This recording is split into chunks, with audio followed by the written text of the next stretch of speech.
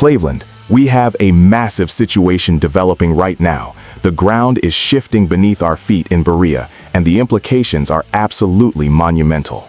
We are talking about the end of a defining era, a legal resolution that fundamentally changes the franchise's narrative, and a coaching staff that is finally taking shape under extreme pressure. This isn't just routine off-season news. This is a complete identity overhaul for the Cleveland Browns. We have lost a cornerstone. We have settled the most controversial chapter in franchise history, and we are bringing in new blood to fix the mistakes of the past. Buckle up, because what I am about to tell you changes everything for the upcoming season. This is urgent, this is critical, and you need to hear every single word. Let's get right to the heartbreak that is shaking the foundation of this roster. According to multiple sources and a direct statement from the player himself, David Njoku is officially leaving the Cleveland Browns. Yesterday, the Pro Bowl tight end took to his social media channels with a message that sent absolute shockwaves through the dog pound, stating explicitly that it is time to find a new home. The Associated Press has corroborated that Njoku is actively seeking a fresh start prior to the onset of free agency, effectively ending his roller coaster 9-year tenure in Cleveland. This is a player who was drafted in the first round back in 2017, surviving multiple coaching regimes, quarterback changes, and organizational chaos. He has been the one constant physical presence in an offense that has desperately needed stability. Over nearly a decade, he evolved from a raw athletic prospect into a legitimate receiving threat and a locker room staple. The timing of this announcement, just as the new league year approaches, indicates a definitive break between the player and the organization, stripping the offense of one of its longest tenured playmakers. But ladies and gentlemen, let me be clear, this is an absolute disaster. You do not just let a physical specimen, a gladiator like David Njoku, walk out the door without feeling the pain. We are talking about the chief. We are talking about a man who put his body on the line, who developed from a raw athlete into a legitimate weapon, and now he is saying goodbye? It is absolutely unacceptable that it has come to this point. For 9 years, he has been the safety blanket. When the play breaks down, who do you look for? Njoku. When you need yards after the catch, who runs through a brick wall? Njoku.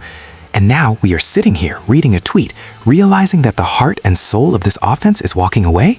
It makes me sick. It makes me question what is going on inside that building. You look at the chemistry he built, the fire he played with.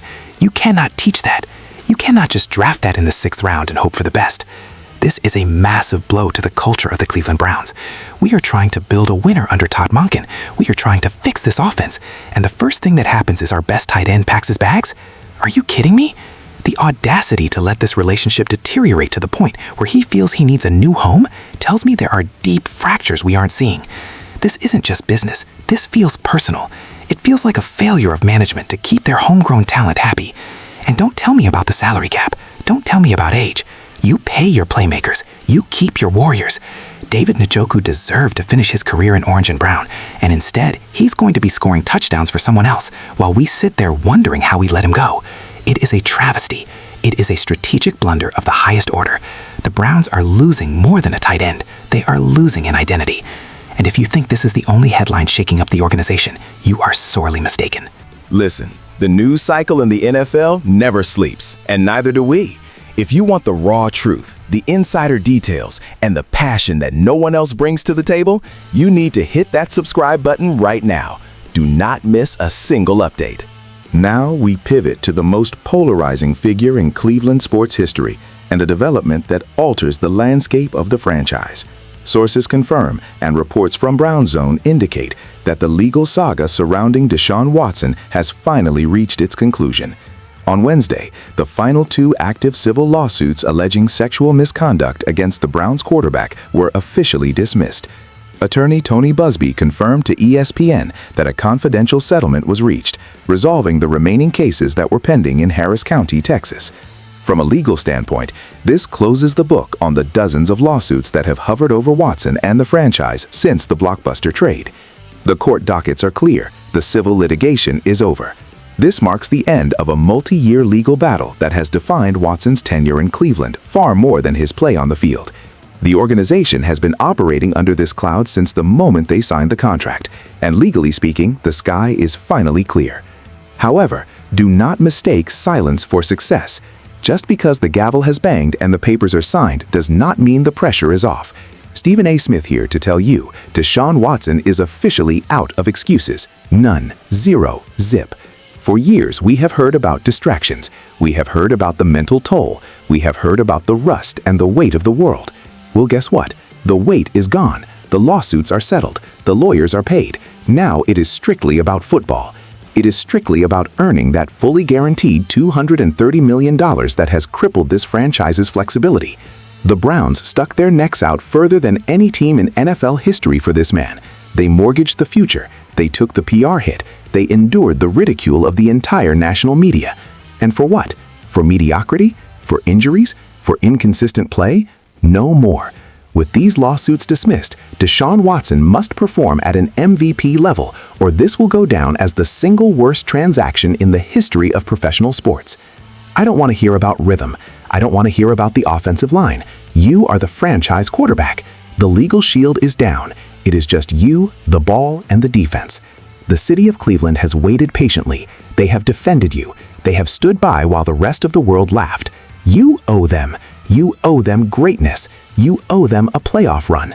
This settlement clears the deck, but it also puts a spotlight on you brighter than the sun. If you cannot deliver now, with the legal distractions gone, then there is nothing left to say. The organization has done everything to clear the path. They cleared the legal hurdles. They are bringing in new coaches. But let's be real, the clock is ticking louder than ever. We have cleared the court cases, but now we have to clear the confusion on the sideline. Because while Watson is settling up, the coaching staff is shaking up. While the roster and legal situations are volatile, the coaching staff is undergoing a critical reconstruction under new head coach Todd Monken. We can confirm that the Browns have hired Byron Storer as the new special teams coordinator. Storer joins Monken's staff immediately, tasked with revitalizing a unit that is essential for field position and close game management in the rugged AFC North. This move was reported by Brown Zone and signals Monken's intent to build a staff with specific, disciplined focus.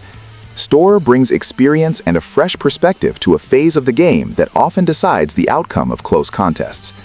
However, the puzzle is not complete. The team is still actively searching for a defensive coordinator to fill the massive void left by Jim Schwartz's departure, a search that remains the most critical, unresolved issue of the offseason. But let's look at the big picture here.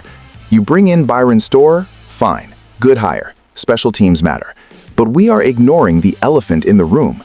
We are weeks into the offseason and we still do not have a defensive coordinator. Jim Schwartz walked out that door and took the swagger of the defense with him. You cannot just plug and play that. This is the harsh reality we face today. A beloved star leaves the building, a controversial quarterback loses his legal baggage, and a new coaching staff scrambles to fill the holes. It is a pivotal moment that will define the next 5 years of Cleveland football. The margin for error is absolutely zero. We are walking a tightrope without a net. I need to know where you stand on this. Is Watson finally going to deliver now that the lawsuits are gone? Are you devastated about Njoku leaving?